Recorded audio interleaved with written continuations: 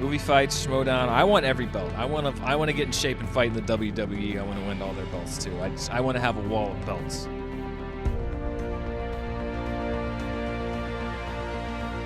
Dan Murrell has the belt through this entire run. They've all just been in the way of the belt. And what did I say after Bespin? I was coming back for that belt. That's all I care about. That's all I want.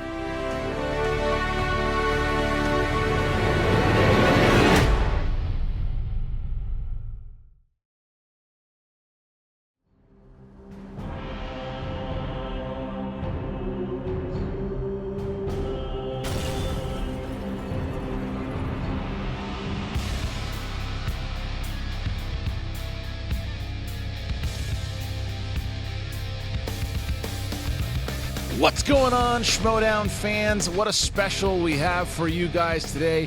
We are almost done with Title Week. You've got a brand new Inner Geekdom champion in Hector Burnett. You've got the same old despicable champions, the Patriots, holding on to their titles barely against Team Trek. A lot of shakeups happening in the league, and I'm going to go through the top 10 on both teams and singles, but I'm going to have a couple special guests with me today because there's a lot to talk about.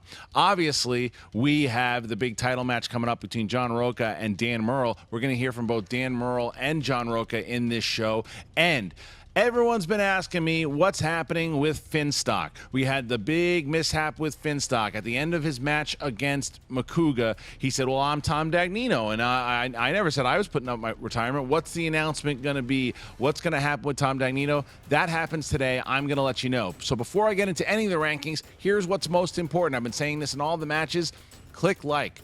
Comment. The more you guys do that and the more people see this show, the more we get chances to do more matches, bigger matches, more things keep happening when you guys click like and comment. All right, without any further ado, let's get into the top 10 team rankings.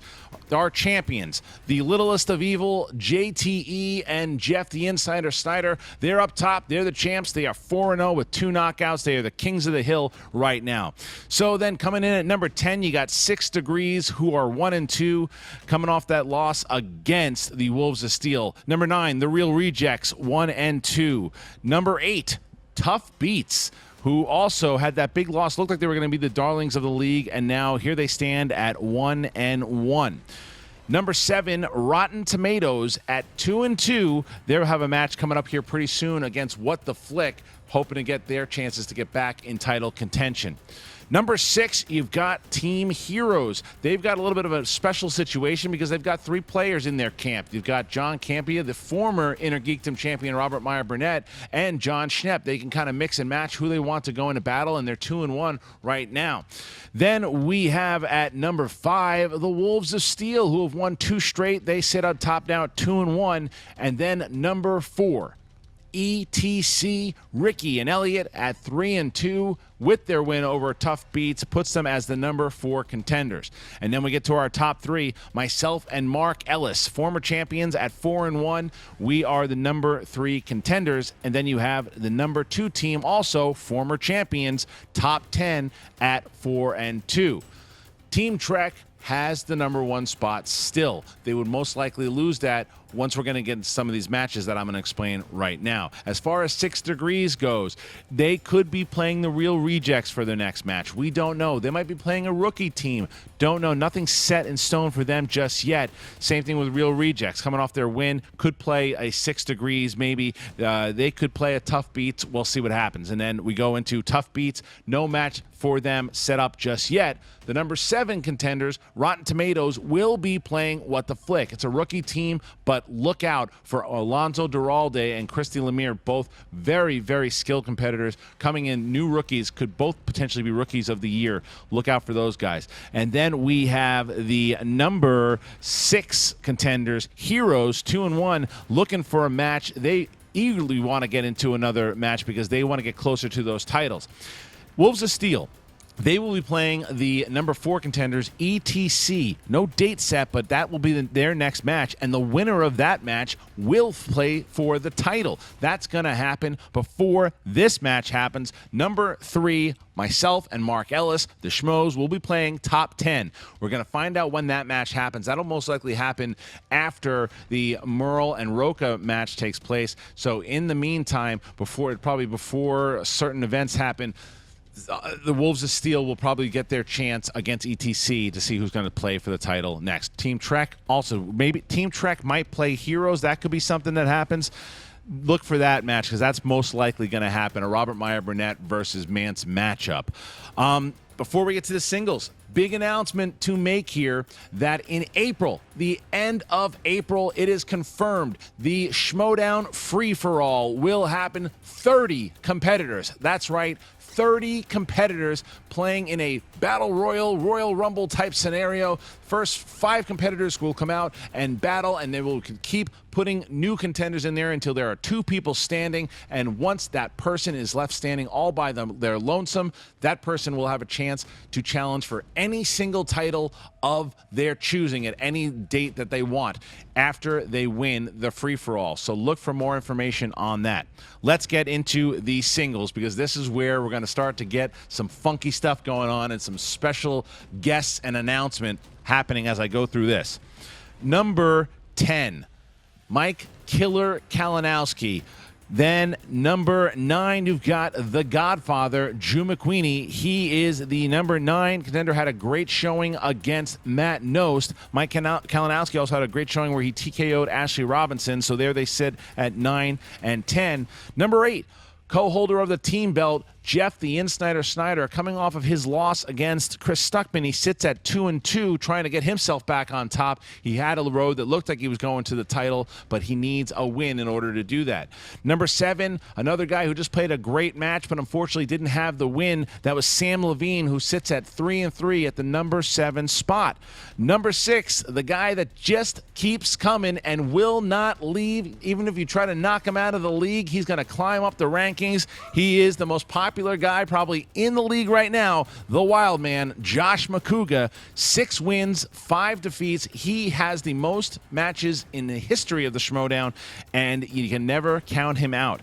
Number 5 would be myself, 4-3, 4 knockouts. I am looking for a match pretty soon. I'll go into that in just a little bit. Number 4, the classy one, Clark Wolf, sits at 3-2, finally getting back in the ring this season. Then we have number 3, Mark Baby Carrots Ellis. A little lower on the list now at 5-2 because he has told me not interested in playing right now. Teams maybe, but singles doesn't look like we're going to see Baby Carrots for a little bit, so he's probably going to keep falling in the rankings.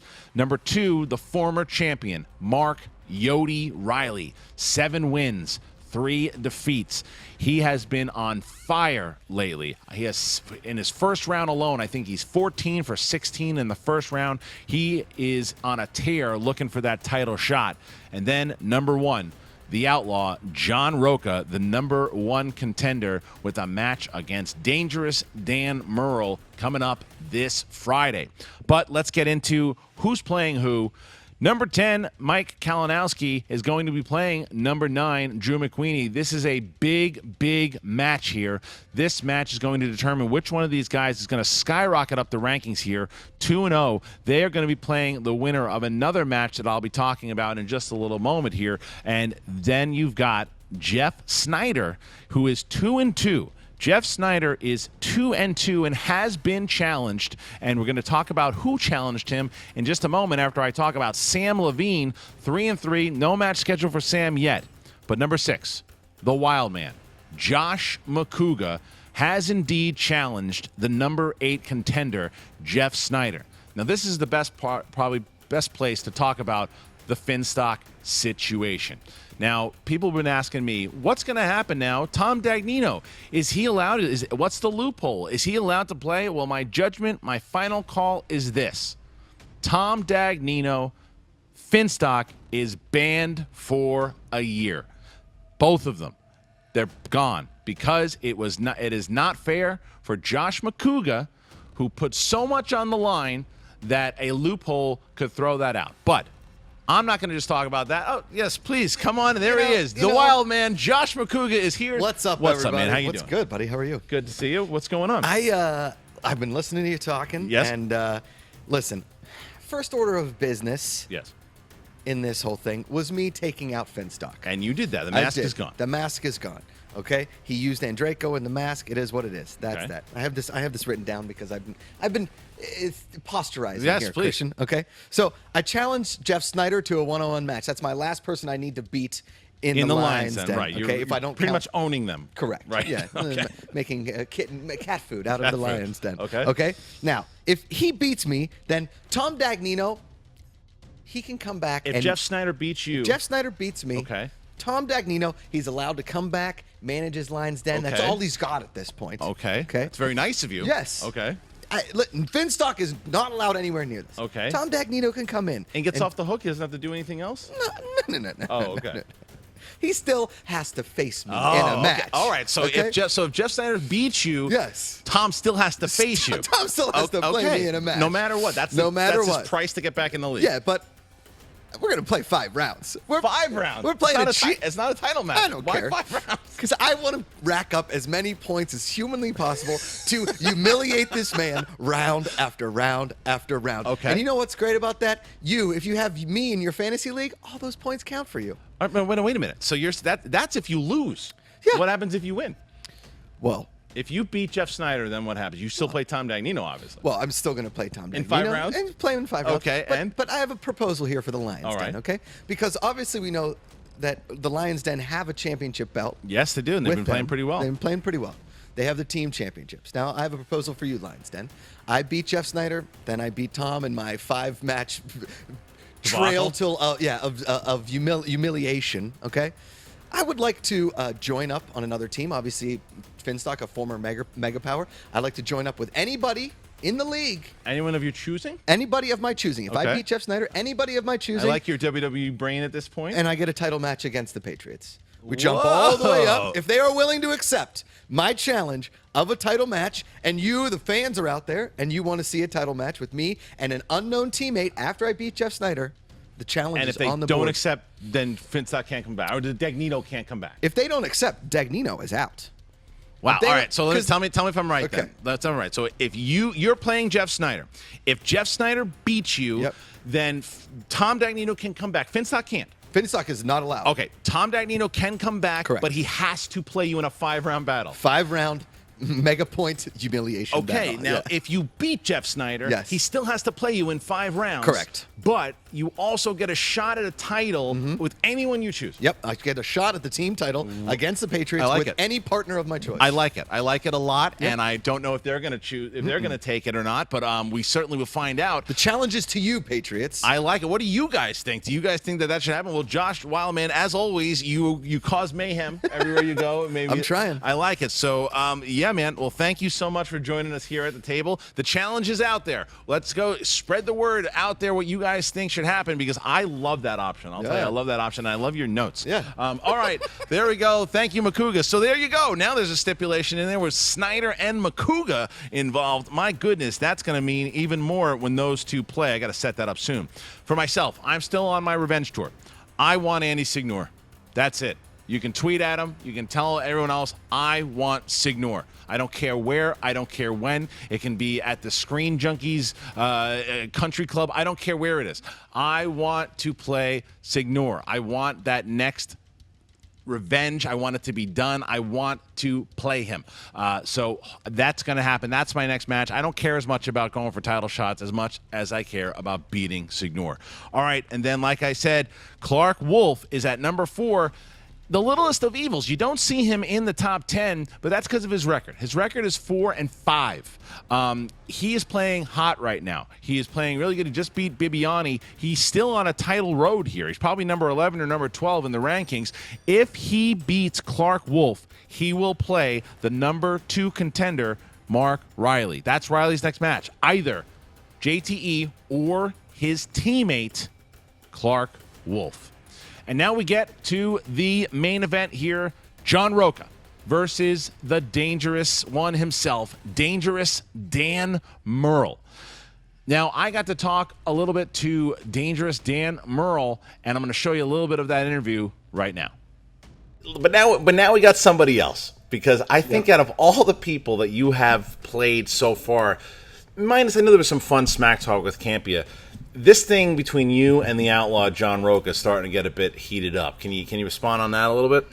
Yeah, no, I'm glad I'm fighting him in the winter, because all I hear coming out of this guy is hot air. You know, he talks a big game, but you got to play a big game, especially when you're trying to take down a champion. So, you know, if there were belts for trash talk, if there were belts for leaving Facebook posts and the Schmoeville groups and the movie Schmoedown groups where everyone loves him, then John Rocha would be the champ. But unfortunately, you got to win the game to be the champ, and that means you got to go through me.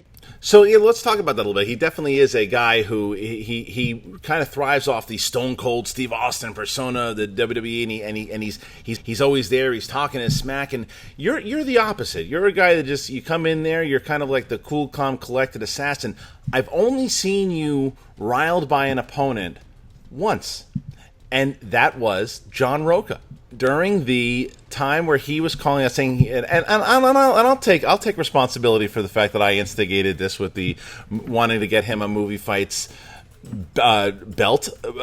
shot, but he started in on it, and that's the first time I've known you for a little bit now. That's the first time I've ever seen you kind of get so fired up to where you even challenged him on your own show.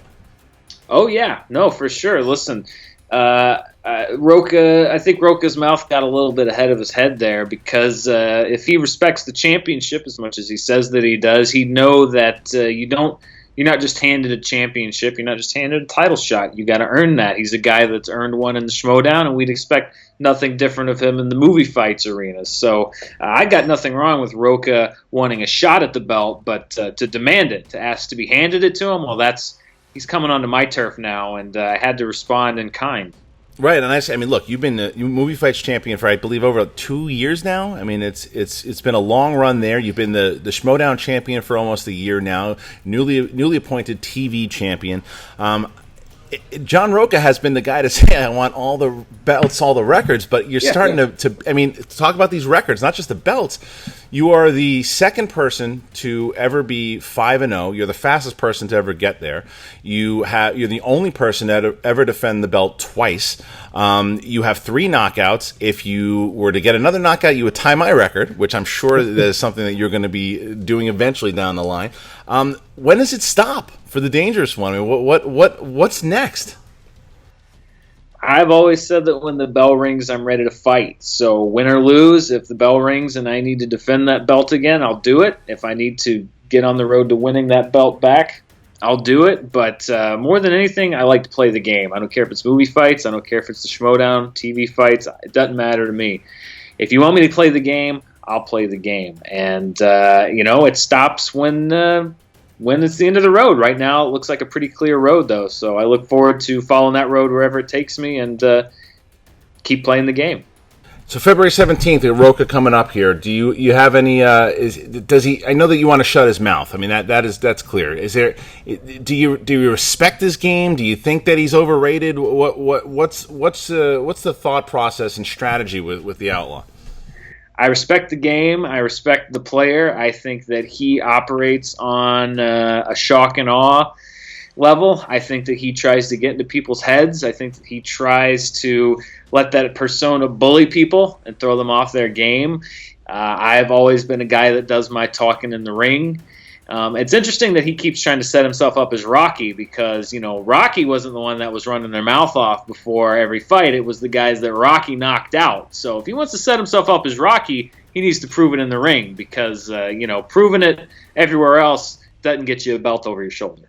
And we're going to find out exactly what's going to happen here on February 17th when Dangerous Dan Murrell goes up against the Outlaw John Rocha. All right, guys, there you go. That's the champion himself, Dangerous Dan Murrell, going up against the gentleman right to my left. It is the Outlaw John Rocha. John, how you doing, man? I'm doing great, man. I'm doing great. We are 2 days away from the big title match. I mean, this is, dude, I've known you for a very long time. We have. When we start talking about this thing, about how we're going to take it into a weekly league, first thing you said to me was, I want to be the champion. Yeah. I got to be the champion. Yeah. Your quote, I want all the records. I want all the belts. Exactly. How you feeling right now? I'm feeling confident. I'm feeling excited. Like, all the pressure's on Dan, because Dan is the one that's come out here. He's used the Screen Junkies platform to shoot his mouth off. We saw the video, right? I saw that video backstage. Well, ridiculous, you know? And so let him say all the stuff he needs to say. He got 5 million subscribers, the whole world behind him. I'm just an underdog coming in, seeing what I can do. See, if he loses, it's a big upset. If I win, people go crazy. And here at Collider and Schmoedown, all over the world, I would think they're going to go crazy, finally dethroning the dangerous Dan Murrell. Well, what is that? You know, it's funny when you say that initially, when you say, like, all over the world, someone could initially chuckle and go, that's movie trivia. But when you look, your matches, almost every one of your matches, over 100, 120, 130,000 views. Yeah. The Outlaw Nation has caught on. Yeah. What would this mean for the Outlaw Nation to take that championship belt? Because the Four Horsemen been through some struggles lately. Yeah. Is this the rebirth of the Horsemen? Is this, with the belt there, does this take you guys to that new plateau? I think so. It shuts the Lions Den up, if nothing else. If we take the belt, if I take the belt from their crown jewel, Right. Dan Murrell, who they picked up like a free agent, you know, it was ridiculous. It's like Kevin Durant. Who cares? Right. You know what I'm saying? He was already kind of almost a champion. Dan's already a champion. They took his belt, and they're trying to claim like they have all the championships. You won. You got lucky against us in tag team. So if I take that belt off Dan Murrell, that it changes the entire power spectrum here with the tag teams and with the stables. Would you say this is the biggest moment so far in the Outlaws' career? This side of Scott Mance, too? Yes, Yeah, I would it say is. so. I mean, Scott Mance was something I built to, and it really motivated me. And you Right. know this, Christian, Yeah. and the people at home know this. When I lose, I go down, and I get the hell back up, and I fight for my shot. And I fought for my shot here, even losing to Ellis. I had to beat Riley twice. A lot of people didn't think I could beat Riley again, And you and I did. did it. And Yeah. I beat you, and you were one of the toughest competitors I've ever faced, bar none. And now Dan. Yeah. You know, so I'm confident. I'm ready. He can talk all his mess that he wants to talk, and he say I'm all talk. I earned my shot, son. Nobody gave me anything. All right? I didn't ask for that fight for movie fights. It happened on Twitter. I didn't ask for that fight, but I joined in happily. And look how it bothered you. Look how you talked about it with so much pride. 1 in 4, making fun of a young, small guy like me. But I got under your skin, didn't I, Dangerous? I got under your skin, and now I'm going to take your belt off your skin. Well, let's talk about another thing here, too, because you and I are both big wrestling fans. Yeah. And Ric Flair's quote. To be the man, you got to beat the man. Now, this is Woo! the thing here, Yep. because arguably you'd have to say Dan Murrell's probably the best we've ever seen. Yes. 5-0, he's never lost. Yeah. Never tasted defeat. Mm-hmm. If you beat him, would you say that that makes you the best of all time? I would. That's a great question. I would say yes, the best of all time, because of all the murderer's row of people that I've beaten, and to beat Dan at his best, when he's this motivated, when he's this angry. This is what I wanted. I wanted the best Dan Murrell to come out. I didn't want him soft. I didn't want him confident. I didn't want him like just coasting. I wanted to beat a hungry champion, and he looks hungry again. Hell, he ain't been hungry since he won a belt. He's been fighting them tomato cans. And now I'm here, and I pushed him. And look how unsettled he was. Go watch that Screen Junkies tape, those things that he did with Andy. Go watch him in this video. He's unsettled because he knows that I can do it. He knows I can get under his skin. And if you think this is the end of it, wait till you watch the match. I'm going to be under his skin the whole time. Well, there you go. It happens on the 17th. That is 2 days from now.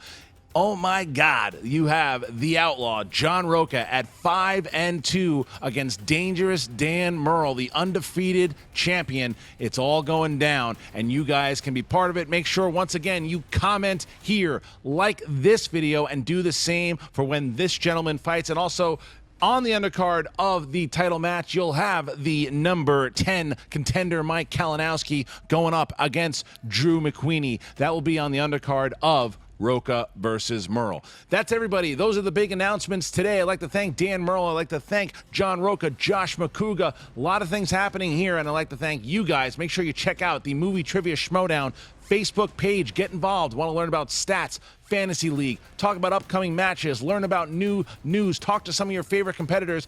That's where you find it. Thank you guys so much. For The Outlaw, I'm Kristian Harloff, and we'll see you on Friday. Hey guys, if you like this video, click the thumbs up button. Also, make sure you subscribe to our YouTube channel. It'll help you stay up to date with everything we've got going on here at Collider.